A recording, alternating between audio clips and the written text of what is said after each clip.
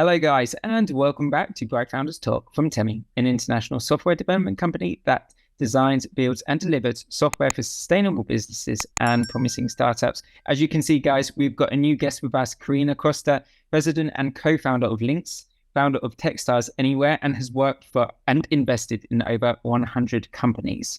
Karina, tell me a little bit more about you. Tell me about everything that you're doing, and who is Karina? A tiny woman. You can't see that on the video, which that's what I love. Yeah, I'm the founder of LynQ. Been with the company for about 5 years. I was actually an investor of LynQ before. LynQ was one of my portfolio companies back at Techstars, and that's how I got to know the team. We're going to dive into this a little bit more. But before we do, I want to get to know you a little bit better. So I'm going to fire some quick questions, yes, no questions for you. It's just about 8, 9, 10 here. Just to see if I can just get to know you a little bit better, see how your brain works. So, Karina, are you a morning person? Yes. Interesting. Do you prefer working in a team or working independently? In a team. A risk taker? Yes. Work-life balance, is it important to you? Yes. Do you enjoy networking events? I used to like it more. Right now, it's like a no. Interesting. Have you ever pivoted your business model? Yes, more than once. Good. Are you more focused on short-term goals or long-term goals? Long-term. Do you consider yourself, a hands-on leader? Yes. Do you enjoy public speaking? Yeah. And are you happy with this year's success so far? No. Interesting. Okay, cool. We're going to get into this as soon as we get started. So let's give the first question. Let's just go for a little bit of a background of everything that you've been doing. With your background in marketing and finance, working in and investing over 100 companies, let's say better, invested in over 100 companies. Who were you when you started this adventure to where you are now? How have you changed? Thanks for that question. It's actually a really good question. And, often you don't get asked that. I think the first company I created, I was 22 years old, so very young, and then started getting involved with venture capital shortly after that. This was back in Portugal, Lisbon, and then through Techstars, I moved to the US about 8 years ago. So quite a long journey in technology, startups, my own and other ones. And so a lot has changed, obviously. You just evolve and grow. I believe I was always, in back then, very fast and impatient, right? Just wanted things immediately. And I think that's so much of the energy that you need to create something, just not being satisfied with what you have and status quo and just pushing through, breaking through walls to make things happen. I think if someone was describing me in my 20s, even late 20s, I think I was very much like that. It's not that I'm not anymore, you just don't see that. It's more polished with age and experience. Yeah, I think audacity, right? I think it's that related to, at some point, I had like a bulldozer nickname. Wow. Bulldozer is like, hey, break through walls. And that's so much of the energy you need to create things.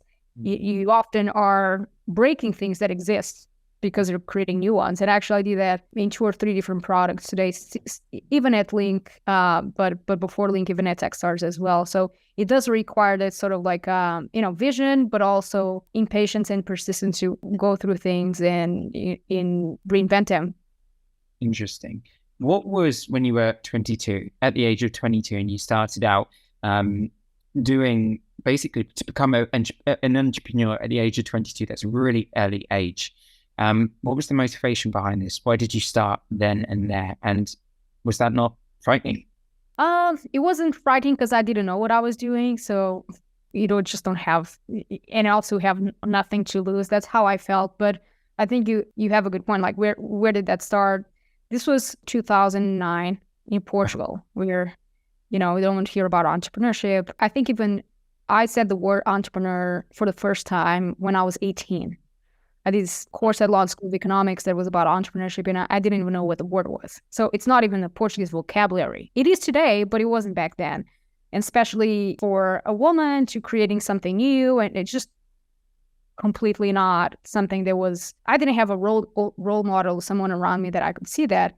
I had my father who had been an entrepreneur and technologist and inventor all of his life. But I never thought of that as sort of like, oh, it's a career or something that people do. It's just like he happened to have created companies around technology, and that's sort of like the model that I had. But I was in business school with people majoring in finance and with people going to work in investment banks and consulting and, a very, very corporate environment, completely different than I think who I was. So what I felt, and to answer your question specifically, I think I felt like a little bit of an outlier.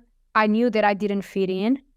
I just didn't know where I would fit in. So I didn't fit it on that. But I was sort of like poking in different ideas, trying to understand with who I would partner with and sort of like develop something new. Not necessarily to be my job. I wasn't thinking about it that way. It was more like, I just want to work on building something. And it was hardware related very much back then. I think there was always an interest around robotics, hardware, things that I physically see it, right? So I had, and that motivated me to join and create some of the first entrepreneurship clubs in Portugal, the first venture capital in Portugal.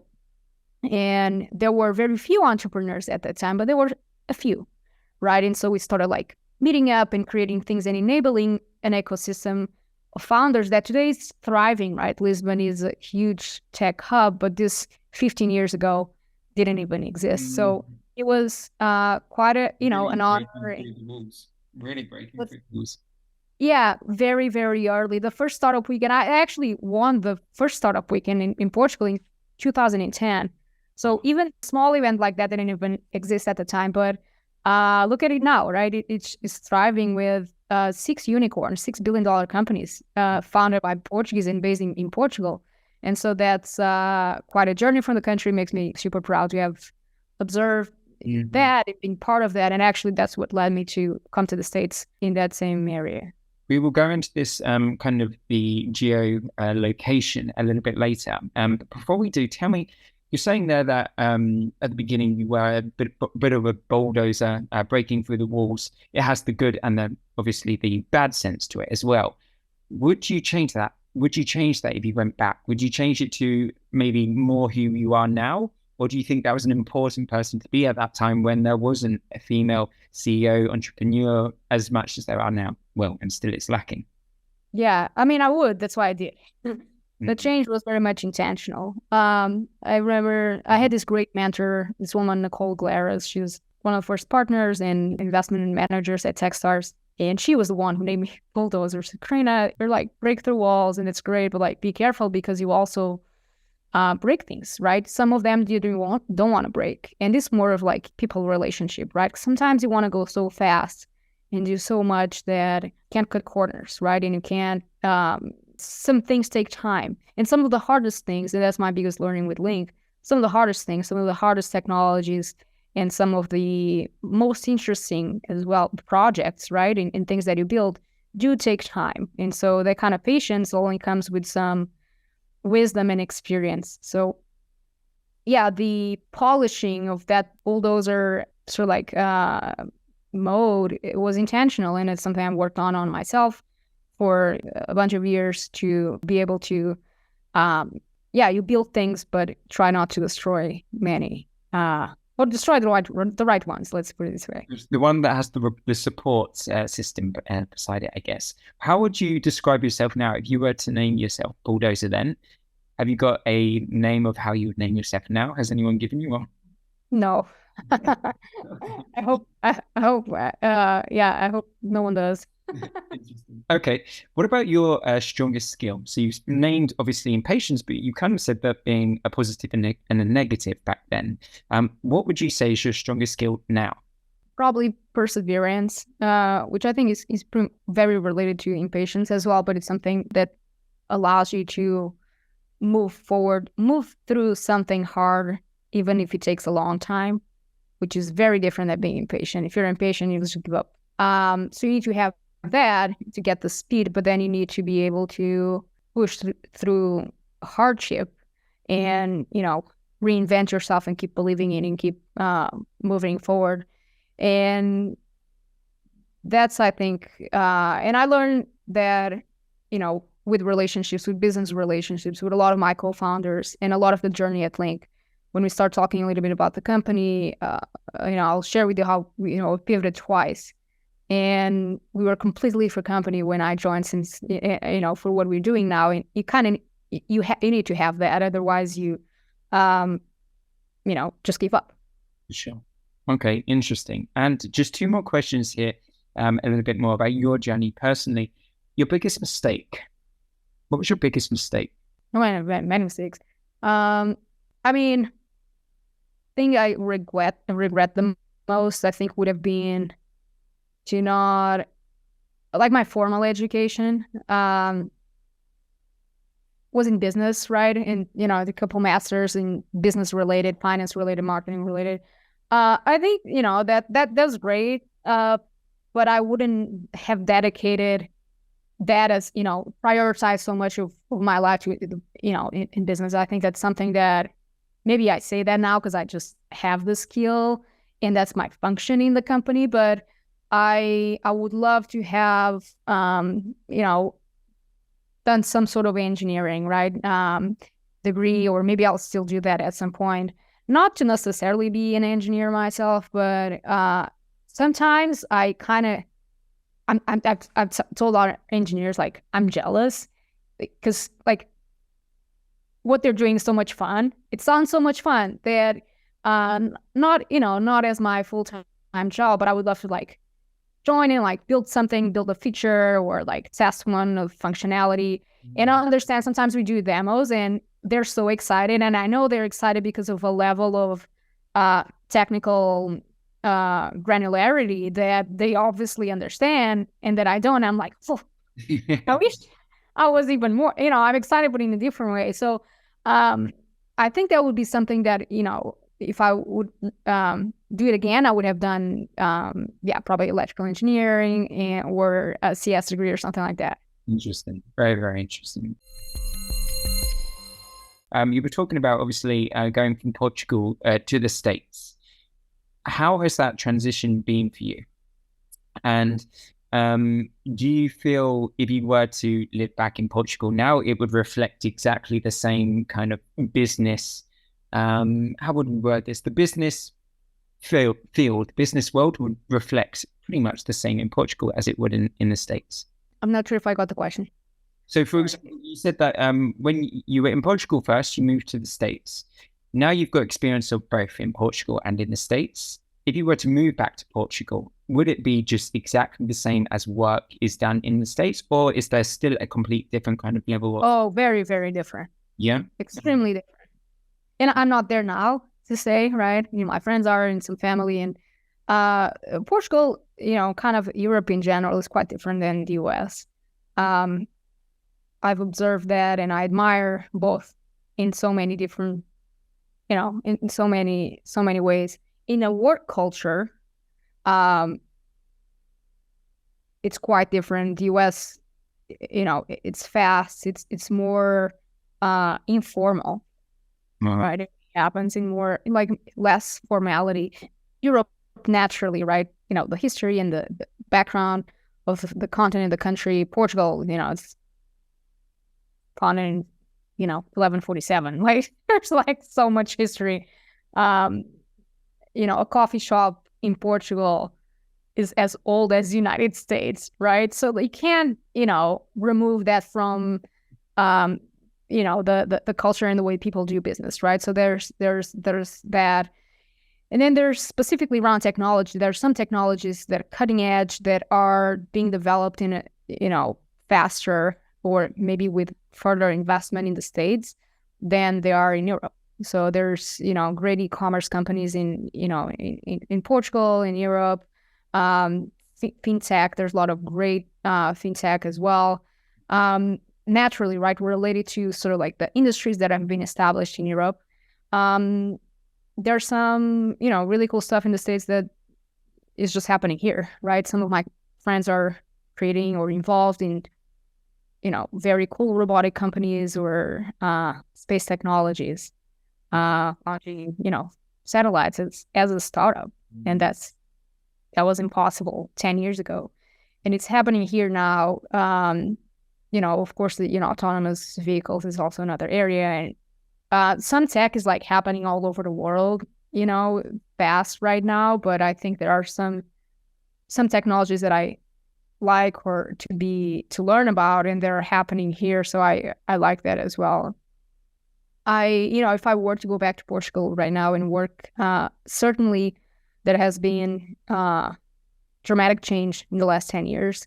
Portugal has become very international, attracted a lot of founders and companies from all over, and, brought a lot of diversity and talent to the country in the tech world. So I think that I would love it, right? I'm not thinking about that, at least right now, but I think I would love to see how much change and maybe contribute to that change as well, that the country has been embracing. Really, really amazing. It is true. I mean, it sounds to me that you are the kind of person who wants to be at the place where it all happens. And obviously the States for this moment in time, regardless of technology making the world smaller, States is still where it happens a lot of the time. But the developers, which I've heard of, they're really on the rise in Portugal as well. Tell me a little bit more about the company. So let's go for the original MVP. How did the original MVP at LynQ look? It's hard to answer that question because the original will have to be tied with time. But let me maybe consider the MVP our first product and how we started the company. That was the MVP for what the company that we have today, which pretty much the only thing that is the same is, some of the employees in the name. But a lot of things has changed. So we started off with a consumer electronic device called Smart Compass. It was a compass for people that allows you to, it's a little device, so like a shape of a carabiner, you flip it on, on yourself and just, go hiking, skiing, being in the outdoors, being in festivals. You will be able to connect with other people and have their location, right? Find other people with, distance and direction to people in your group without any infrastructure. So no subscriptions, no cell phones, no access to any other infrastructure, complete peer-to-peer, multi-point technology for miles of range. So it was the only one. There's still today not any other technology that allows you to navigate to other people without access to infrastructure. So you would have like a subscription because, that's the closest to it.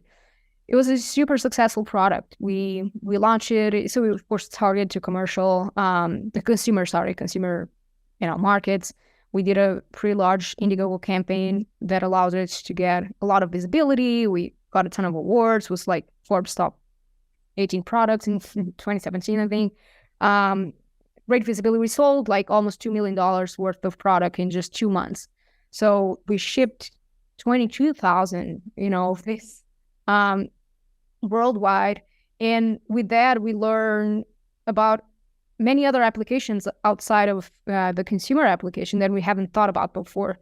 We started being contacted by military and intelligence officers, as well as people in charge with operations in, anywhere from mining, construction, like a lot of different operational areas where you have austere environments and you have people, assets, vehicles, things moving, but you don't have access to infrastructure, or you need another more reliable way to to add to communicate, need another communication link to add to the environment. And so, people start asking, hey, can you integrate this technology, the protocol into our products, into other products, into drones, tools, vehicles, headsets, speaker mics, a bunch of different products. And so we've learned how valuable the protocol that we had developed was. There's a lot of people interested in our IP. And this was we're a tiny company, right? 6 people behind, tiny office in New York City. but we knew we had something that was potentially, at least 10x bigger than the company we were about to be building, right? So this is when we pivoted away from that consumer device and towards becoming a network technology, which is what we are today. So we develop a network for OEMs, device manufacturers, people that make decisions in terms of the innovation and connectivity of different products, right? Robots, tools, headsets, vehicles, and so on. We allow them to create networks inside of, in their products where the network is created by the product. You don't need any other infrastructure. And the device, communicates for miles without any infrastructure. And with a bunch of other, intelligent ways and flexible, flexibility on how to design your end application, which is in the end of the, how they differentiate and advance products in the market. So yeah, we very different, right? We're the software, right? The product is the software. We deliver it through an SDK, either via certified module or in the we provide a reference design, and the OEM just designs in their PCB the components, the radio components to run our software. And you said there at the beginning that there was two big pivots. That's one of the pivot. When was the other pivot? The other one, we're still doing it, and I think it's more like the end vision of the company. It will be, we're still gonna go through another pivot, not as big as that one, of course. Just more of an evolution of business model. Our intention is to make LynQ. The reason why we're here is really to we dream of a world where IoT is ubiquitous, right? Where everything is connected, right? And today, so much more has been connected, compared to 10 years ago. But a lot of things have not been connected. And the reason for that is because of the deficiencies in different technologies, wireless technologies available today, mostly for enterprise, but also certainly in some consumer applications. We're focusing on the enterprise ones. And our goal is to become the technology that will enable that gap to be to be covered. And so our thoughts around mass scalability involve commoditizing, right? Standardizing our network software in order to make it widely available to many different other products. And so we'll be focusing more on another part of the business that is starting today, but is still small, which is the cloud services that companies, after they install the network software in the device, there's a number of different services that they need in order to provision, manage the networks that have been deployed, right? And all of a sudden you have local networks connected, that do different local networks that you want to connect and run data and have analytics. And so we know, by that the future of the company will be a lot in those kind of, as we expand the network software and deploy it in more and more devices out there, we will need to be supporting those customers, those enterprises in a lot of the management of those networks. And so we're naturally going to evolve to adding cloud services into our offering. We're already starting, but that's, yet an area to be developed in the next few years. So with these, I wouldn't call that pivot, I would call that more of a development. Yeah. So with these kind of developments that you're going through, let's start here. What number are you sitting at team-wise so far? And what number would you have to be able to pursue that ambition? Yeah, we're 20. Our goal until 2025 is double the size of the team, so not too much.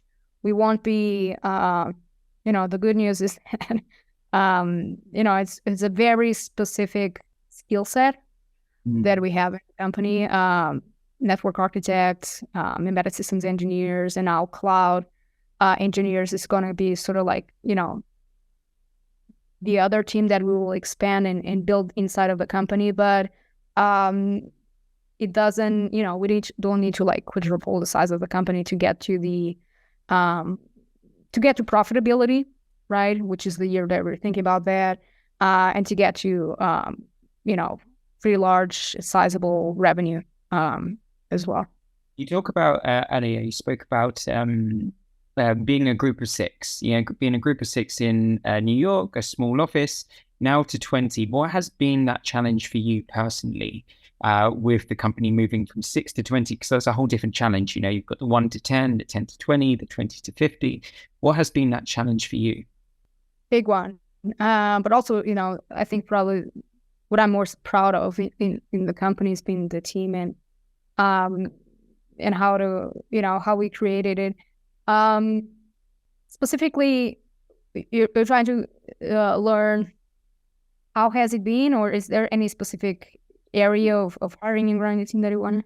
Or, for example, how has your kind of skill set and your kind of approach to managing, leading the company changed since going from 6, where you can decide everything between you, you're all in one room, to obviously to 20, where the responsibility and the ability to kind of be that puppet master is a little bit less. You don't have that amount of control. What has been the difficulty for you in doing that? Or has it been actually easier since you've kind of expanded out? Yeah, I like change and I like embracing change. And that's, so I don't think it's hard. I think it was natural. At the time. And I think my role actually evolved all the time. And, you're just learning a new area. Someone needs to go take care for the next 3 months of an area of the business that none of us know about, right? And we need to do some research and like find talent of advisors or mentors or whatever, start to discover that and then start hiring accordingly. So some of the key hires of the company that were hard to understand that we needed them and how, like, network architect, right?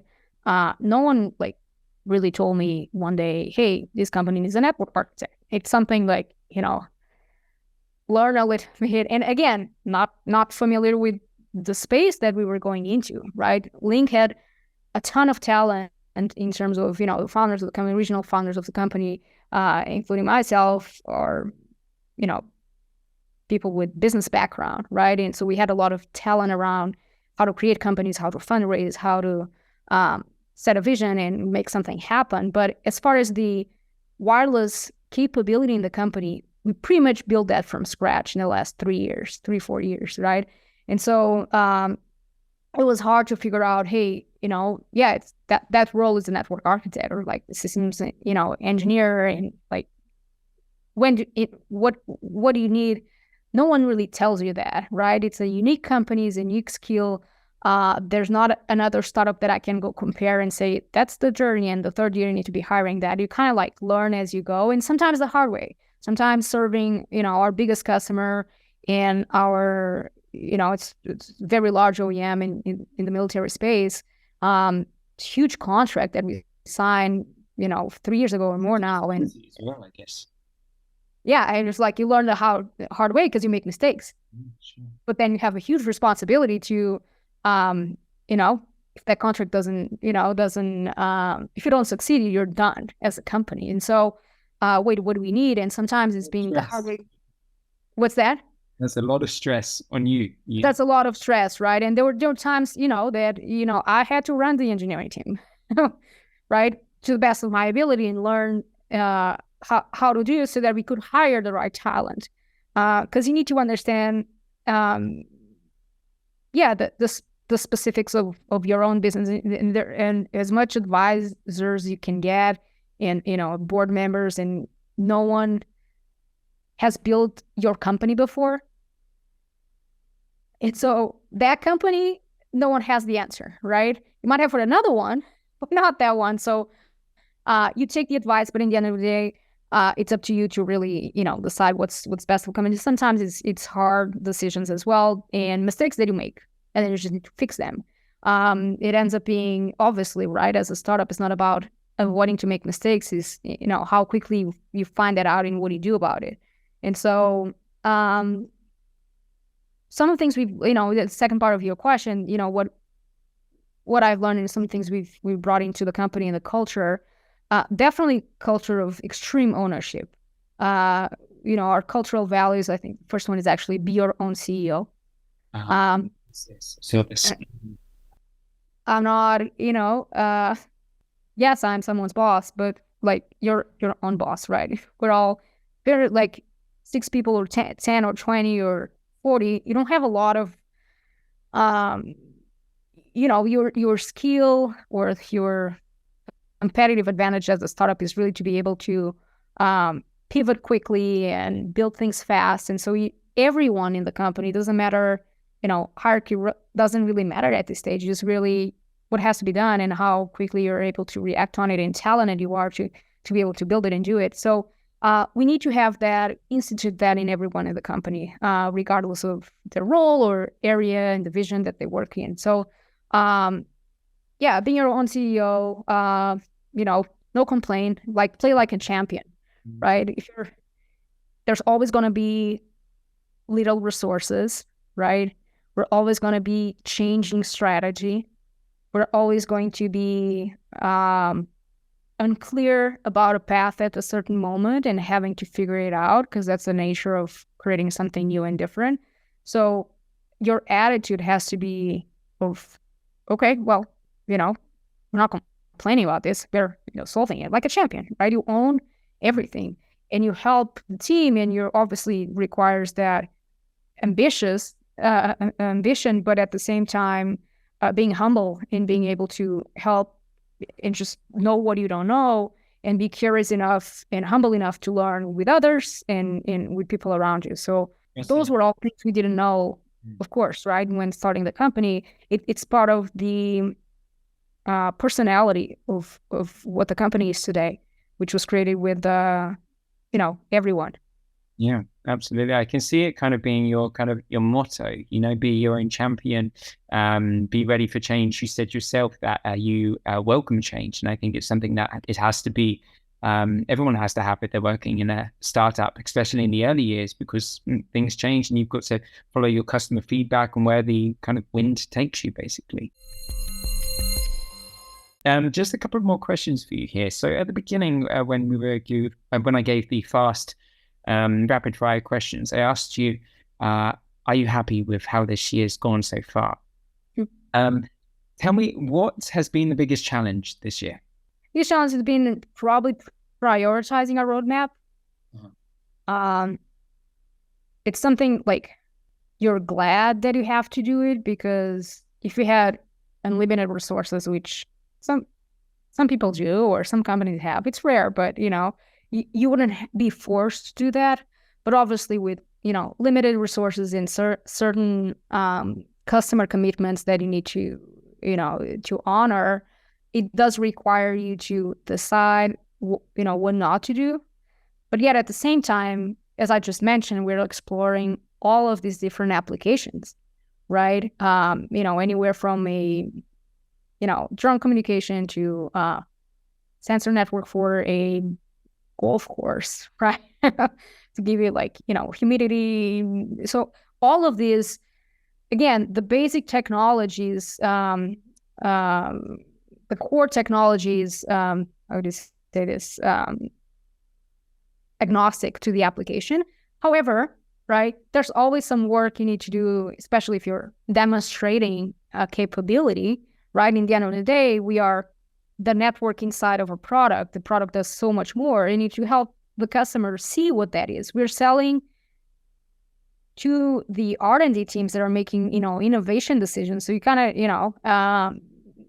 it's work that involves more than just saying, hey, this is what we do and that's it. It's not a PowerPoint, right? It starts with a PowerPoint, but then it just goes further into, demos and proof of concept and so much things. So that, they can make your engineering team scream like, oh my God, we're doing 1,000 different things. And the truth is that, we're not, right? We're doing 1 or 2 or 3 different things, but we need to demonstrate a few other things. So it does require, a lot of prioritization and a framework to be able to develop that prioritization, from a, product standpoint. So our team, our CEO, Adam, and our head of product and our head of engineering, they've, been all working towards a framework, and it's been taking a couple of months, right, to figure out what's the right framework for us to be able to make these decisions, because we're changing all the time, different, sales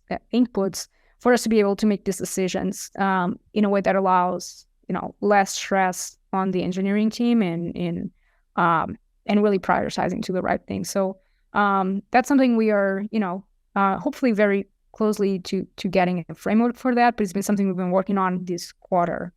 But yeah, to your question, what I'm, yes, of course, I'm not happy yet, right? Not because of this, but we have a goal of closing more contracts this year, right? So we have a goal of 3. 1 is done. We need 2 more. So of course, I'm impatient to have that done. Also, fundraising is an area, it's been taking longer that we have experienced in the past, and some of that is like really the macroeconomic environment where we are. So yeah, I wish we had, we were closing our Series A round. I wish we had closed that faster than we are still a bit ways to go there. So I can't say I'm, completely checked all the boxes of what we want to accomplish this year, because we haven't. I think we have, 6 more months to get a lot of stuff done. Absolutely. 6 more months, 1 out of 3 done. 3 out of 3 would be a successful year for you then. Tell me, for the last question, which I want to give you here, this is more for a feedback and kind of some learning for the listeners listening to you.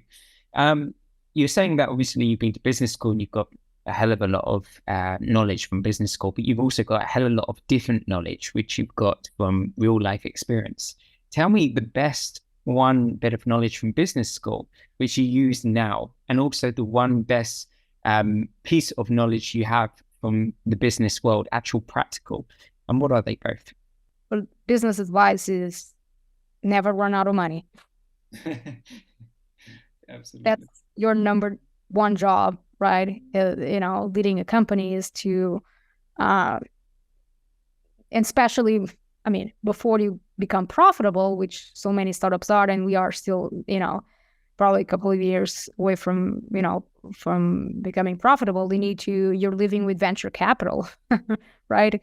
And so that's always limited because you're raising every 18 months. And then, also unpredictability in terms of macroeconomic conditions. We were hit by, LynQ was hit by everywhere from, COVID, but even before that, trade war and, macroeconomic, like semiconductor shortage, right?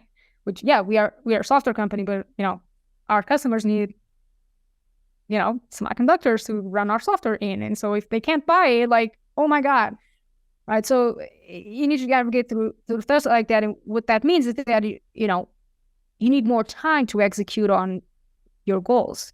And if you have 18 months of runway, it's like an oxygen mask that you have. But if the world stops because of COVID or because of semiconductor shortage, what do? It's still your responsibility.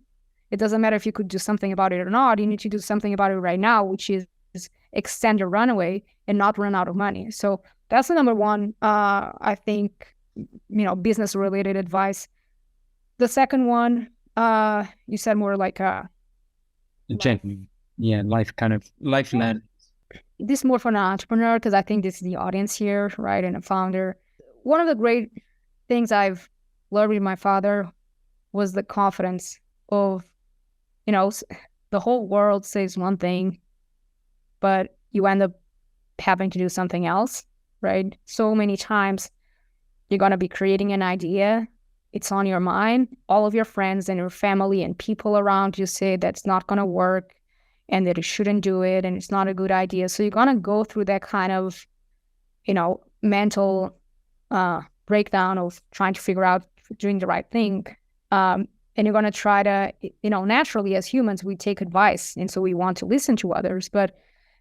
So I'm not saying that you shouldn't do that. You just should, there, at least in my experience, there have been so many decisions where the entire community that I know, including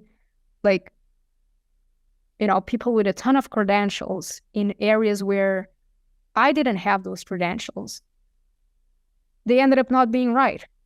And I had to make the decision. And sometimes it was my decision and I didn't have a way to explain why it was right or not. I only found out later.